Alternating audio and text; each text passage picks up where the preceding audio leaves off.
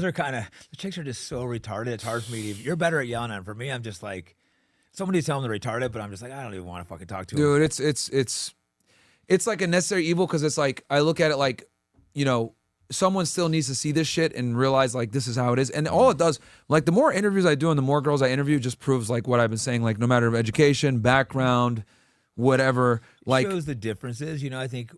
They all have a very similar mindset. Yeah, it's so different with men and women, and men do need to be aware of that. It doesn't mean all women are bad, but you just need to understand how they're thinking. This, like, I tell guys, the hardware might be different, but the software is essentially the same, regardless of where the fuck they come from. Like, they still have female proclivities, and there's nothing wrong with that. But the problem is that be aware of. You need to be aware of it, and then also like don't go for the lies when women say, "Oh, I'm unique, I'm different." No, you bitches are all the same, and a lot of the guys are the same too. Like us, with us, you know, we have similar. Like men just have a lot of similarities, but we don't shy away from being similar to each other. Women try to say that they're special when they're really not. That's the difference. Yeah, right.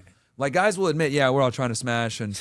You know, we're trying to make money and shit like that in general. But like with women, it's like not like that. Chicks, I'm trying to smash. Like when I was single, like I'm not trying to be your friend. Yeah, but women lie to each other and try to make it like, no, we're special, we're different. Each other like crazy too, and they're like shady. They'll like try to like, oh, they don't like the guy, then they'll try to sleep with them. I think the guy is like more successful, or it's women are like shadier than men. I think way shadier.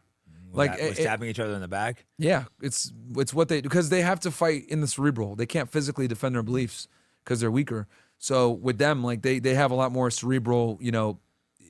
They've had to be more character cunning. assassination. All throughout way more cunning. History, you got to figure men held more power, so they had to find ways to maneuver. So part of it, you know, you can't 100% blame all the things that they were like, because it goes thousands of years through, you know, biology. They have to, they have to be more cunning, sneak through. They're not as good as having big groups of friends. Yep. Yeah, they have to use, you know, strength in numbers, deception, being cunning, manipulation. You know, that's why women are more socially aware than men, right? Like a girl walks in a room, she can immediately tell the vibe when she walks in. Men, we don't have that because, you know, we're not as sensitive because we're not as vulnerable as they are. They're way more vulnerable, right? Like a woman can't really defend herself. Yeah, you have to be so careful being a girl, just going out at night, shit like that. That would suck. Yeah. Or someone might try to rape me. That would suck. I have to worry about that. Every revolution was led by men for a reason. Women can't defend their beliefs with a sword and fist like we can.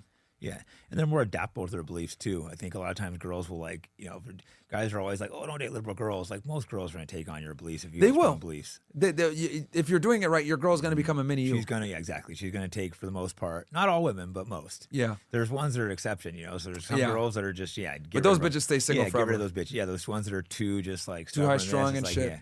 You don't want them high maintenance bitches. Yeah, or super feminist. They think their value is a lot more than it is. Yep. A lot of the feminist chicks, you can just tell them they're retarded, and they'll realize they're being retarded. They'll wake up. Some won't, like because they're so in it. But yeah, like in general, women, if you're doing it right, they become a mini you, and that's the way you want it. No, exactly. I think guys are I gotta find. I mean, you obviously want the girl. Cool. Oh shit, we got a little. It's all good. No, but your girl will take on so many things, you know. Yeah. Guys are too concerned about little fucking political things with their girl. Like, man, that shit ain't real with women. Yeah, they don't critically think that shit. No, man. They like a woman. What I've always realized with women is like they typically follow the strongest male in their life, right? And if they don't have a dad, they're gonna be it's gonna be retarded shit with their mom or whatever, be whores. But like typically, women embody the strongest male in their life, whether it's their boyfriend, their husband, or their father or a brother. They embody a lot of those traits. So that's what I noticed. Oh yeah, it's the differences. So let's end. What do you got? We got to wrap about 15 minutes or so. Let's Bray, I'm here, man. What about the Charlie Kirk thing? What's your opinions on that? I don't have the strongest opinions on that. I think it's like it could have been that tranny dude, or Israel could have been involved. It's I don't know. I haven't done that much. There's so much things to follow. You'd have to do like so much fucking research and digging to like have a strong opinion. I haven't dug that much. I'm in the same boat as you where I don't have any conclusive thoughts on this. I'm watching Candace.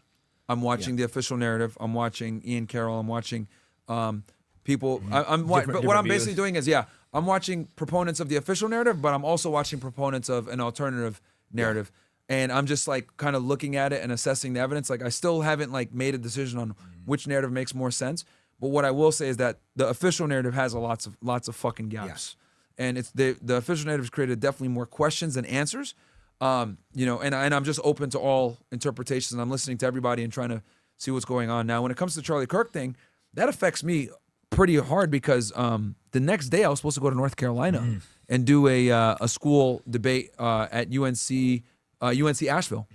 And I had to cancel it because I was actually going to cover 9/11. Because you could get shot. No, it was a little concerning to guys like us. You know, it was one of those days. It was like, fuck, bro, this is like an attack on free speech. Even though me and Charlie had differences, it was kind of like, oh man, this sucks. I took it very personal. And like to this day, like you know, people that insult him, I'm like, what the fuck is wrong with you? Like, I think I shouldn't insult a dead guy. Like, no, hell no, it's weird. I argue with him some, but I don't think he was a bad person. I met him a few times with some of the Turning Point. Yeah, I didn't get invited back to the last couple, but I didn't take it personal. Like, I mean, I was trying to debate him, but he turned down some debates. I think he knew he was on the wrong side, and I think he probably was switching his opinions. Well, defending Israel is an indefensible position. You know, I think him and Ben Shapiro and a lot of these pro-Israel guys are very tactical in their delivering their message. Where, simply put, if you talk to someone who knows what they're talking about when it comes to American foreign policy, Israel's an indefensible position. I'm sorry, it's just indefensible. So.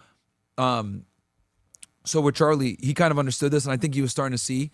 This is why he was like, before he passed, he was bringing TPUSA students together, asking them questions. What's your issues with Israel? He, you know, was platforming someone like a Dave Smith against a Josh Hammer. He was bringing Tucker Carlson on. So he was open to platforming these people. I think he was starting to see it, and he was trying hard to defend him, but he was just getting attacked so much. I think it was wearing him down. Like he knew he was on the wrong side, so I think he was starting to break mentally. The discussion with Megyn Kelly, and he was in a rock at a hard place. He was in a very difficult situation. He's taken a lot of money, I think, from him over the years.